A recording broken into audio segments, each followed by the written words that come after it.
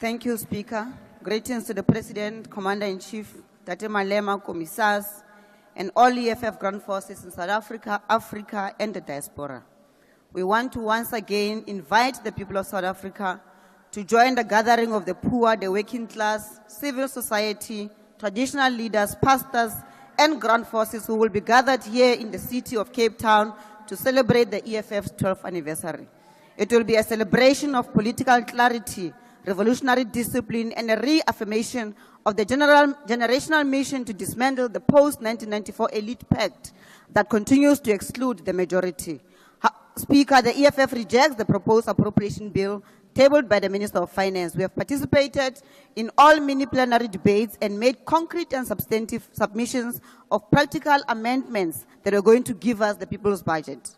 We made proposals on all departmental votes, starting with the presidency until the last departmental vote, and expressed the voices, frustrations, and desperation of our people. We did not come here to play internal coalition games. We came here to make sure the voices of communities from Guyana to Atlantis, from Lusukisiki to Kuma are heard in this house. The people of Ekurhuleni who barricaded the roads and told the mayor that they cannot afford the fixed electricity charge of 126 rand and demanded that it must be reversed. The people of Diepsloot who were promised a bridge that was supposed to connect extension 4 and 6 in 2021. 4 years later, there is no bridge, yet 70 million rands has gone missing.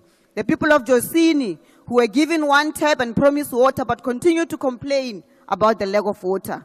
The people who suffered the recent floods in Mthatha, lost their loved ones and livelihoods, and many of them continue to wait for disaster relief. President, the people of Kailicha in Harare, Lita Park, and Kanini here in the city of Cape Town, who are treated like second-class citizens and are deprived of water, sanitation, and dignity, are forced into a life of crime in spaceless townships. Our people in Marikana, in Taung, Kwandebele, Mamelodi, and Tohoyando continue to tell us that the budget for these departments before the House today will not increase government spending, will not eradicate pit toilets, cannot hire more doctors, nurses, teachers, will not grow the economy, and will make them even poorer.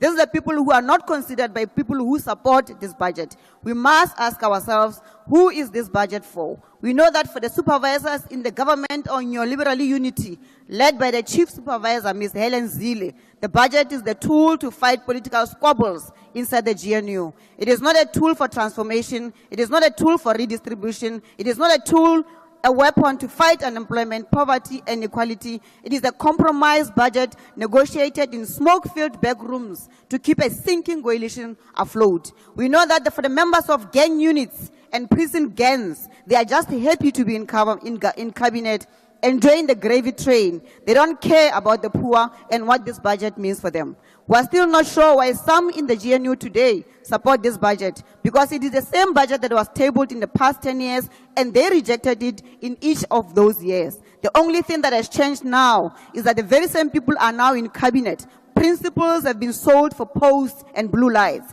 Economic logic has been sacrificed at the altar of convenience. So the support of this budget is not based on principle or the interest of the poor of our masses. President, we did not just object to the departmental budget. We said there are things that all of us can agree on. Even if some are trying to score political points with the budget, we can agree that let's amend the proposed appropriation bill to increase the health budget so that we can employ the 9,000 doctors who are unemployed today. Doctors who were trained in Cuba, Russia, and here in South Africa, many of them from poor backgrounds, who want nothing more than to serve their people. We said, let's agree to increase funding for basic education so that there is no public school that has a vacancy of teacher and pit toilets by the end of this year. The children of the poor are still learning under trees, walking long distances, and suffering without nutrition or support while we boast about surpluses. Let's agree to amend the proposed budget for Stats SA so that we increase it and allow the Statistician General and the team to continue to hire qualitative and quantitative professionals. Stats SA must fill all the vacancies so that we are not subjected to the mediocrity of some white, racist, arrogant banker who thinks that starting a business through a loan shark tendencies on the blood and sweat of Marikana, qualifies him to collect statistics on a complex thing such as unemployment. We even said, let's increase SARS budget because the SARS commissioner said, if we give him additional funding of 4 billion in this financial year, not over some imaginary medium-term period, he can collect over 700 billion.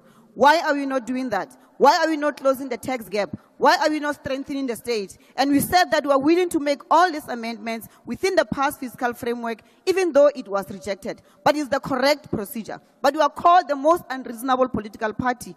We did not turn this budget into a political football, but we engaged in a principled manner, and for that, we reject the 2025 appropriation bill. I thank you.